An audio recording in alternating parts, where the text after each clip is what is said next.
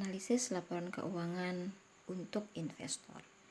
Baik teman-teman semua, ini adalah pertemuan terakhir kita berkaitan dengan bagaimana pentingnya kita sebagai seorang analis membuat laporan keuangan khusus untuk investor. Kenapa ini penting? Karena investor ini adalah salah satu sumber pendanaan yang sangat dibutuhkan oleh sebuah perusahaan, sehingga dengan dana itu perusahaan dapat menentukan arah dari kebijakan perusahaan tersebut. Adapun submateri yang akan kita bahas pada kali ini adalah analisis berbasis laba, kemudian yang kedua adalah valuasi berbasis laba, dan terakhir adalah bagaimana dampak inflasi terhadap hasil analisis yang sudah kita lakukan. Dalam pertemuan terakhir ini 3 submateri ini saja yang akan kita bahas, yang mudah-mudahan bisa membantu teman-teman dalam menyelesaikan mata kuliah saya, ada sedikit gambaran dan ilmu yang bisa dipahami. Nah, kita bahas yang pertama dulu berkaitan dengan analisis sebuah laporan keuangan yang berbasis laba. Ada beberapa hal yang bisa kita lakukan dalam analisis ini. Yang pertama adalah penyusunan ulang dan penyesuaian laba. Jadi salah satu aktivitas seorang analis ekuitas adalah menyusun ulang laba dan komponen laba gitu ya, sehingga kita dapat memisahkan elemen yang stabil, normal, dan berkelanjut terkait laba dapat dipisahkan dan dibedakan dari elemen acak, tidak tentu, tidak biasa, dan tidak berulang. Jadi dibuat laporan keuangan tersebut lebih runut, lebih bagus, sehingga ketika investor membaca laporan keuangan tersebut, mereka bisa memahami bahwa seperti inilah kondisi real dari perusahaan tersebut. Kemudian penyusunan ulang juga berguna untuk mengetahui elemen yang akan dimasukkan pada laba saat ini yang seharusnya lebih tepat dimasukkan dalam hasil operasi pada satu atau beberapa periode sebelumnya. Jadi mengecek kembali mungkin ada item-item atau komponen-komponen atau elemen yang seharusnya dia masuk ke periode sebelumnya, sehingga kekeliruan, kesalahan-kesalahan itu bisa dihilangkan ya ketika itu dilihat oleh seorang investor. Nah, berikutnya adalah informasi mengenai resistensi laba. Jadi dari menyusun ulang laba tersebut kita bisa melakukan informasi mengenai resistensi laba. Apa itu ya? Jadi analisis hasil operasi untuk menyusun dan menyesuaikan laba ini membutuhkan informasi yang relevan dan andal, di mana sumber utama informasi ini antara lain ya. Yang pertama adalah laporan laba rugi. Kemudian yang kedua adalah laporan keuangan lainnya dan catatan atas laporan keuangan. Yang ketiga adalah manajemen discussion dan analisis. Nah, jadi 3 informasi ini sangat dibutuhkan dalam resistensi laba atau menyusun kembali laba. Ya tentu saja kita butuh laporan laba rugi, kita butuh laporan keuangan lainnya, dan adanya manajemen discussion artinya kita bisa wawancara langsung dengan manajemen dari perusahaan tersebut. Penyusunan ulang laba dan komponen laba. Penyusunan ulang atau recasting ini bertujuan untuk menyusun kembali komponen laba guna menyajikan klasifikasi yang lebih berarti dan format yang relevan untuk analisis. Jadi seperti yang saya bilang di awal tadi, investor akan lebih ya siapapun lah ya, tidak harus investor, pasti kita lebih menyukai sesuatu yang enak dilihat, runut ya, sehingga kita bisa cermat dan mudah dalam proses pengambilan keputusan apakah kita akan berinvestasi pada perusahaan tersebut atau tidak. Nah, komponen dapat disusun ulang, dibagi, diatur atau dihilangkan pengaruh pajaknya. Tetapi totalnya harus direkonsiliasi terhadap laba bersih untuk tiap periode. Perlakuan yang sama diterapkan pada komponen seperti ekuitas dalam laba atau rugi anak perusahaan yang belum direkonsiliasi. komponen yang dilaporkan setelah pajak harus dikeluarkan bersamaan dengan dampak pajak mereka jika diklasifikasi ulang terpisah dari laba operasi yang berlanjut. Jadi pengaruh pajak ini karena dia cukup besar ya. Jadi ketika pajaknya tinggi, maka ini juga akan mempengaruhi nilai dari laba perusahaan tersebut. Maka perusahaan juga harus pandai-pandai ya, jangan sampai salah memasukkan komponen pajak pada tahun sebelumnya atau tahun yang akan datang. Penyesuaian laba dan komponen pajak tadi ya, ini yang berikutnya adalah determinan resistensi laba. Jadi apa sih determinan resistensi laba? Ini berkaitan dengan manajemen laba, keragaman, tren, dan insentif merupakan penentuan daya tahan laba yang potensial. Nah, dalam menilai daya tahan laba ya, baik sepanjang siklus usaha maupun untuk jangka panjang. Di sini ada beberapa hal yang berkaitan dengan determinan resistensi laba. Yang pertama adalah tren dan resistensi laba. Jadi tren laba ini dapat dinilai melalui metode statistik atau dengan laporan tren. Tren itu kecenderungan naik dan turunnya dari laba perusahaan tersebut. Kemudian yang kedua adalah manajemen laba dan persistensi. Manajemen laba menggunakan prinsip pelaporan akuntansi yang diterima. Jadi gunakan pelaporan akuntansi yang memang terbaru dan berlaku pada saat itu. Yang ketiga adalah insentif manajemen dan persistensi. Analisis harus mengakui insentif bagi manajer terkait dengan laba. Jadi harus ada seberapa besar insentif bagi manajer ya dalam laba tersebut. Kemudian yang keempat adalah persistensi dan pos sementara dalam laba. Penyusunan ulang dan penyesuaian laba untuk penelitian ekuitas bergantung pada pemisahan komponen laba yang stabil. Dan yang terakhir adalah analisis dan interpretasi pos sementara, di mana ini sangat berkaitan dengan bagaimana kita melakukan analisis dan interpretasi pada pos sementara. Nah, subtema yang kedua adalah berkaitan dengan valuasi berbasis laba. Nah, sedikit pengantar yang berkaitan dengan valuasi berbasis laba ya. Jadi valuasi perusahaan ini merupakan tujuan penting bagi banyak pengguna laporan keuangan. Valuasi itu artinya nilai ya, bagaimana menilai perusahaan. Deskripsi penilaian ekuitas perusahaan tradisional dilakukan berdasarkan metode diskonto arus kas atau discounted cash flow atau disingkat DCF ya. Nah, berdasarkan metode ini, nilai ekuitas perusahaan dihitung berdasarkan ramalan arus kas yang tersedia bagi seorang investor ekuitas. Berbagai valuasi dasar. Jadi ada beberapa valuasi yang sifatnya sangat mendasar. Nah, dua pengukuran penilaian yang sering digunakan di dalam kita menilai perusahaan tersebut ya adalah rasio harga terhadap nilai buku atau price to book atau disingkat PB, dan yang kedua adalah rasio harga terhadap laba atau disingkat price to earning atau disingkat dengan PE. Nah, melalui perbandingan rasio dasar ini dengan angka implisit pada harga pasar saham terkini, kita dapat mengevaluasi nilai investasi suatu perusahaan milik publik. Untuk perusahaan yang sahamnya tidak diperdagangkan secara aktif, rasio dasar ini tidak dapat digunakan sebagai alat untuk mengestimasi nilai ekuitasnya. Jadi dua jenis valuasi ini atau rasio ini berlaku untuk perusahaan yang memang aktif memperdagangkan sahamnya di Bursa Efek Indonesia, sehingga kita bisa melihat seberapa besar nilai dari investasi perusahaan tersebut, terutama yang dimiliki oleh publik.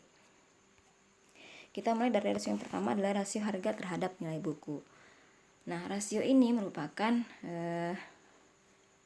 rasio harga terhadap nilai buku yang dihitung dengan rumus ya, yaitu dengan membandingkan antara nilai pasar ekuitas dibagi dengan nilai buku ekuitas. Nah, Perhitungan ini, teman-teman semua, akan menghasilkan beberapa pemahaman penting. Jika pertumbuhan nilai buku meningkat, maka rasio PB meningkat. Ya. Selain itu, ketika biaya atau risiko modal ekuitas atau yang disingkat K ya meningkat, maka rasio PB itu akan ikut turun. Perhatikan bahwa rasio PB tidak sama dengan 1 jika pasar mengharapkan laba abnormal, baik positif maupun negatif di masa depan. Jika nilai sekarang laba masa depan yang abnormal positif atau negatif, maka rasio PB akan lebih besar atau lebih kecil dari 1. Jadi rasio ini memang melihat antara nilai pasar dari perusahaan tersebut dengan nilai buku yang tercantum pada perusahaan tersebut. Jadi dibandingkan. Ketika nilainya saya bacakan tadi ya, positif atau negatif, maka ada laba abnormal gitu ya di situ.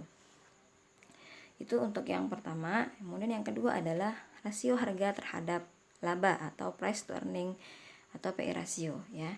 Jadi rasio ini dihitung dengan rumus yaitu nilai pasar ekuitas dibagi dengan laba bersih. Nah, persamaan ini memberikan dua pemahaman penting teman-teman semua.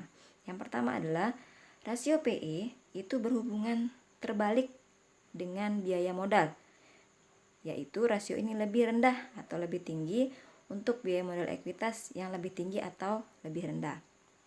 Yang kedua adalah rasio PE berhubungan positif dengan taksiran pertumbuhan laba per saham relatif terhadap pertumbuhan normal. Rasio PE tidak terkait dengan tingkat laba absolut, apakah laba per saham tinggi atau rendah, karena hanya memperlihatkan tingkat di mana laba per saham diharapkan meningkat relatif terhadap taksiran pertumbuhan.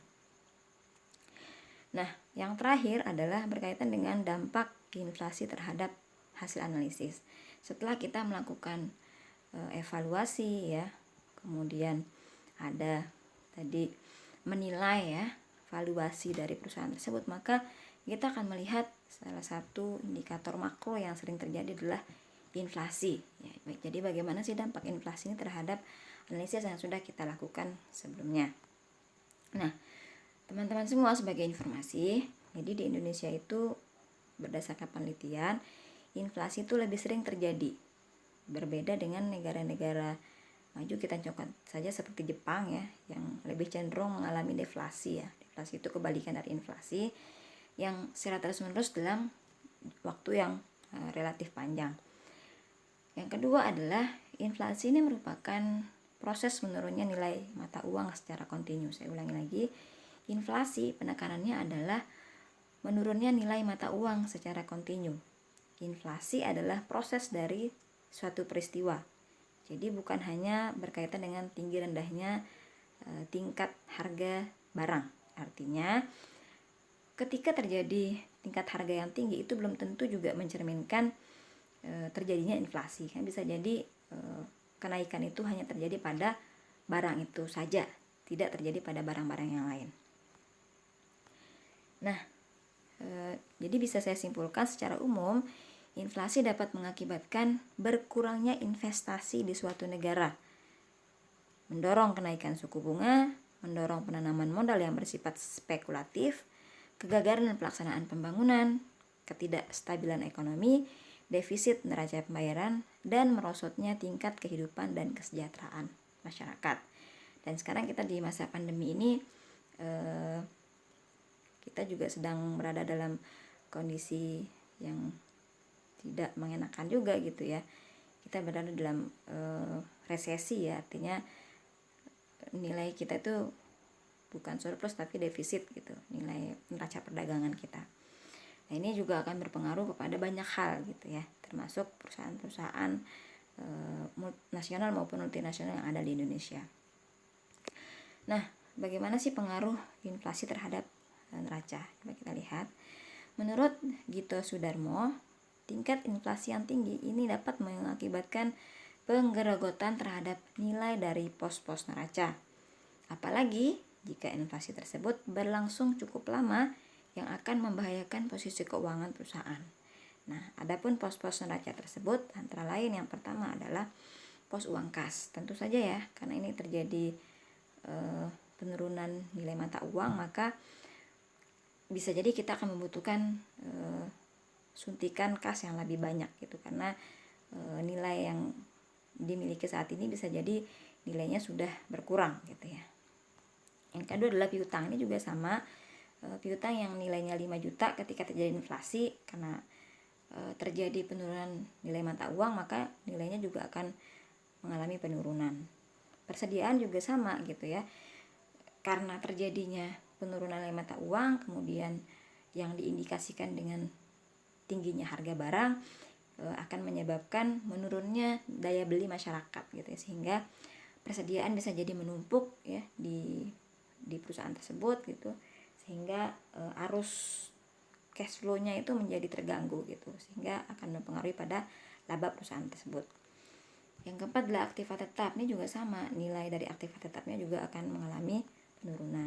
Kemudian pos utang juga seperti itu ya, bisa jadi nilai utangnya yang awalnya berapa, karena terjadi penurunan nilai mata uang, maka jadi ada sedikit peningkatan gitu ya, dalam tanda kutip gitu. Dan yang berikutnya adalah pos modal sendiri. Nah, bisa jadi kita juga akan butuh suntikan dana lebih banyak gitu ya, karena itu tadi gitu ya, sudah persediaan kita terganggu, pos uang kas kita terganggu, sehingga butuh modal sendiri gitu, karena bisa jadi laba juga akan mengalami masalah pada saat itu.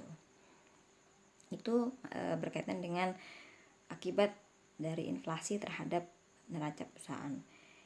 Yang berikutnya adalah bagaimana sih pengaruh atau akibat inflasi terhadap laba.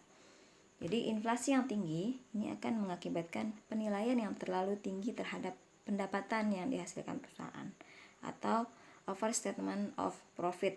Hal ini terjadi dalam dua hal ya. Yang pertama adalah penilaian yang terlalu rendah terhadap COGS ya, atau cost of goods sold, atau biasa kita sebut HPP ya, harga pokok penjualan.